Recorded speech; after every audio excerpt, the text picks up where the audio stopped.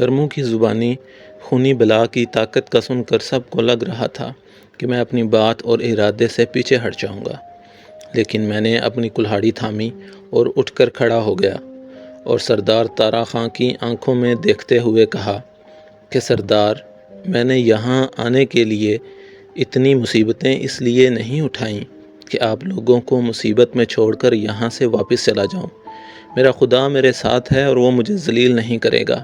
میری بات سن کر سردار تارا خان بولا کہ ہمیں بھی اپنے خدا پر یقین تھا، لیکن افسوس ہمارے خدا نے ہم لوگوں کو اکیلا چھوڑ دیا۔ ہو سکتا ہے تمہارا خدا واقعی تمہارا ساتھ دے اور تم ہمیں اس مصیبت سے نکال دو۔ میں نے وہاں پر موجود پہرے داروں کی تینوں ٹولیوں کے سربراہوں کی جانب دیکھتے ہوئے کہا، میری ایک بات کان کھول کر سن لو۔ کرموں کی باتوں سے میں سمجھ گیا ہوں یہ کوئی بلا نہیں بلکہ درندہ ہے۔ ہاں، تم لوگ اسے خونی درندہ کہہ سکتے ہو۔ جو بلا ہوتی ہے وہ انسانی عقل سے اوپر کی چیز ہوتی ہے، وہ جنات کی نسل سے بھی ہو سکتی ہے، وہ غائب بھی ہو سکتی ہے اور کبھی بھی انسان کے ہاتھوں زخمی نہیں ہوتی۔ اب تم لوگ اپنے دل سے اس درندے کا ڈر نکال دو اور میرے ساتھ چل کر اسے ختم کرنے کا کوئی حل سوچو، ورنہ تم لوگ ایک ایک کر کے اس کے ہاتھوں مارے جاؤ گے۔ آج رات سے میں خود قبیلے کا پہرا دوں گا اور میری کوشش ہے کہ اس بلا کا سامنا مجھ سے ہو جائے، تاکہ اس کو بھی پتہ چلے کہ اس بار اس کا مقابلہ کس انسان سے ہوا ہے۔ میری جوشیلی باتیں سن کر وہاں موجود سب لوگوں کے چہرے جوش سے چمک اٹھے۔ سردار تارا خان نے تینوں سربراہوں کو مخاطب کر کے کہا، آج سے اس مہم میں یہ جوان تمہارا سردار ہوگا۔ تم لوگ اس کی بات مانو گے اور اپنے ساتھیوں کو بھی بتا دینا۔ تینوں آدمیوں نے سر جھکا کر اپنی تابعداری دکھائی۔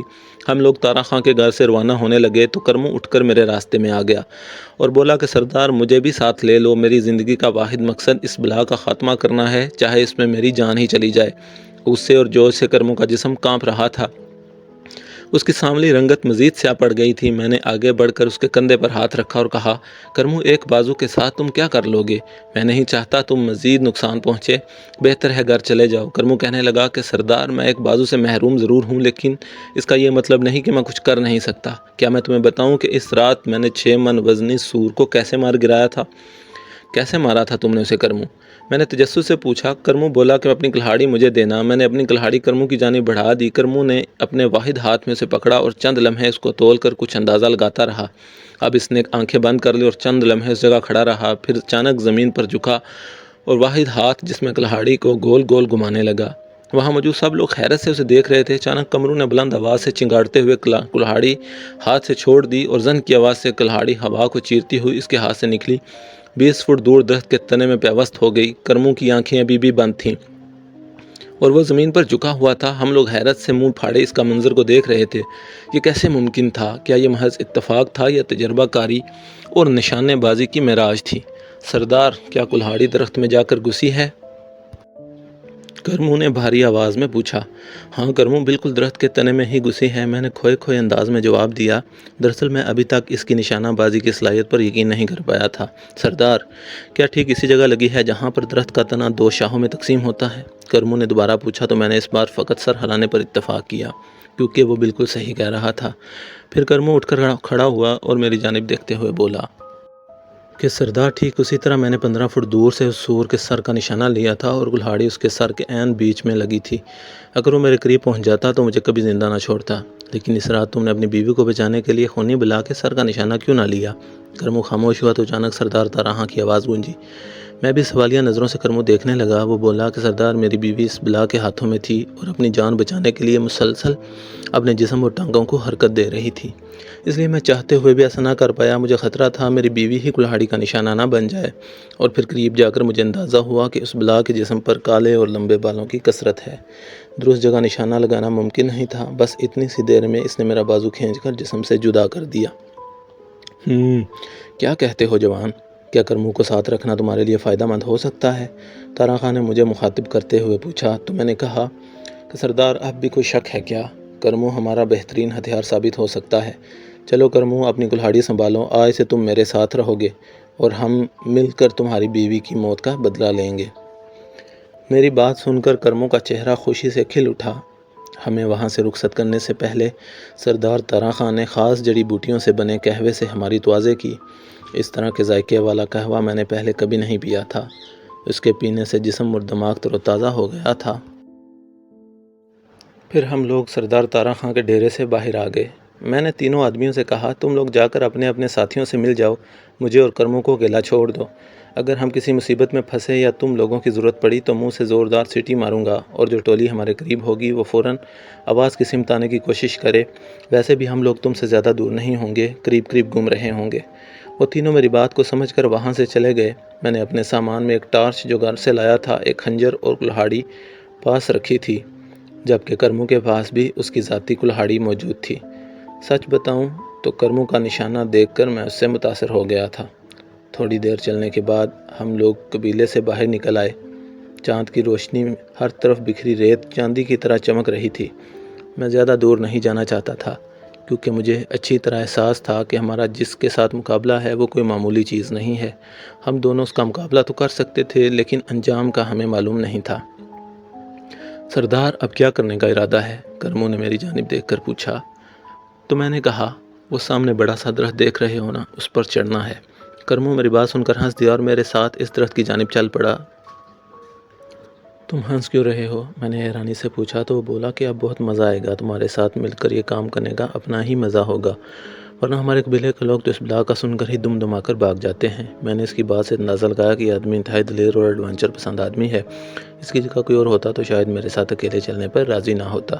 یہ آدمی تو صورتحال کو انجوائے کر رہا تھا، شاید بیوی کی موت نے اس کے دل سے موت کا ڈر نکال دیا تھا۔ مزید کچھ دیر چلنے کے بعد ہم دونوں اس بڑے سے درخت کے نیچے پہنچ گئے، جس کی شاخیں کافی گھنی اور پھیلی ہوئی تھیں۔ چلو کرمو، اب اوپر چڑھتے ہیں، اوپر بیٹھ کر ہم چاروں جانب نظر رکھنی ہے۔ اتنا کہہ کر میں درخت پر چڑھنے لگا، لیکن پھر کچھ سوچ کر رک گیا اور کرمو سے پوچھا، تم ایک بازو کے ساتھ اوپر کیسے چڑھو گے؟ کرمو مسکراتے ہوئے بولا کہ سردار، کیا میرے ساتھ شرط لگاؤ گے کہ پہلے کون اوپر چڑھتا ہے؟ اس کی بات سن کر میں ہنس پڑا اور کہا، نہیں، مجھے تمہاری صلاحیت پر یقین ہے، چلو اب چڑھتے ہیں۔ اتنا کہہ کر میں نے درخت پر چڑھنا شروع کر دیا۔ یہ مشکل ضرور تھا، لیکن مجھ جیسے دیہاتی نوجوان کے لیے یہ عام سی بات تھی۔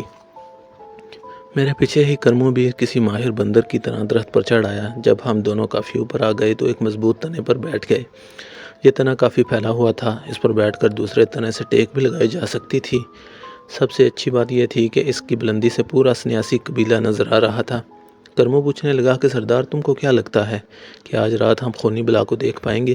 میں نے کرمو سے کہا کہ اگر 10 راتیں یہاں آنا پڑا تو میں آؤں گا۔ کرمو کہنے لگا، سردار فکر مت کرو، میں تم کو اکیلا نہیں آنے دوں گا۔ پھر ہم کافی دیر وہاں بیٹھ کر ادھر ادھر کی باتیں کرتے رہے۔ ہماری نظریں قبیلے کے چاروں جانب دور دور تک پھیلے ریگستان اور اس میں اگے درختوں اور جھاڑیوں پر جمی تھیں۔ پہرے داروں کی ٹولیاں بھی کبھی کبھار حرکت کرتی نظر آتی اور چلتی پھرتی نظر آ جاتی تھیں، لیکن ان کی حرکت سے مجھے کچھ خاص جوش یا ہوشیاری نظر نہیں آ رہی تھی۔ شاید اس کی وجہ یہ تھی کچھ دنوں سے خونی بلا کسی بھی حملے اور جانی نقصان میں کامیاب نہیں ہو پائی تھی، اس لیے پہرا دینے والے تھوڑے آرام پسند ہو گئے تھے۔ کچھ دیر بعد مجھے کرموں کے خراٹے سنائی دینے لگے، وہ وہیں بیٹھے بیٹھے سو گیا تھا۔ میں نے اسے جگانا مناسب نہیں سمجھا، کیونکہ میں شام تک سویا تھا اور وہ شاید دن بھر تھکا ہوا تھا۔ رات دھیرے دھیرے کافی آگے سرک گئی تھی، پھر پہرے دار بھی غائب ہو گئے۔ یقیناً وہ گھروں میں جا کر سو گئے تھے، کیونکہ اب دن کا اجالا ہونے میں 2 گھنٹے ہی باقی تھے۔ شاید ان کے نزدیک خونی بلا کے آنے اور حملہ کرنے کا وقت ختم ہو گیا تھا۔ یہ رات بھی خیریت سے گزر گئی تھی، تبھی پہرے دار گھروں میں جا کر سو گئے تھے۔ میں بھی کچھ تھکاوٹ محسوس کر رہا تھا، اس لیے میں نے سوچا کہ کچھ پل آنکھیں بند کر کے سکون کر لیتا ہوں۔ ابھی میں یہ سوچ ہی رہا تھا کہ قبیلے کے مشرق کی سمت میں جہاں جھاڑیاں کثرت سے موجود تھیں، اس جانب مجھے کسی چیز کی حرکت محسوس ہوئی۔ میں چونک گیا اور غور سے دیکھنے لگا۔ چاند کی روشنی کافی کم ہو گئی تھی، لیکن اس علاقے میں آسمان اتنا صاف تھا کہ ستاروں کی روشنی اچھی خاصی تھی۔ اس جانب جھاڑیوں میں کچھ تھا۔ پھر وہ جو کچھ بھی تھا وہاں سے نکل کر کھلی جگہ پر آ گیا۔ دور سے بھی صاف پتہ چل رہا تھا وہ بھینس تھی، خوب پلی ہوئی، لیکن جسامت میں کچھ زیادہ بڑی لگ رہی تھی۔ میں نے کرمو کو ہلا کر جگایا تو وہ ہڑبڑا کر اٹھ بیٹھا۔ میں نے کہا، کرمو، وہ دیکھو، کسی کی بھینس باڑے سے نکل کر وہاں گھوم رہی ہے۔ ہمیں کچھ کرنا ہوگا، یہ نہ ہو بھینس کسی درندے کا شکار ہو جائے، ورنہ بیچارہ مالک کا اچھا خاصا نقصان ہو جائے گا۔ کرمو کچھ دیر غور سے بھینس کی جانب دیکھتا رہا، پھر اپنا منہ میرے کان کے قریب لا کر دھیرے سے بولا، سردار، یہ بھینس نہیں ہے۔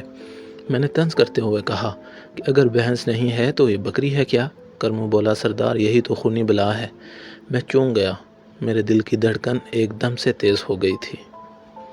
جاری ہے۔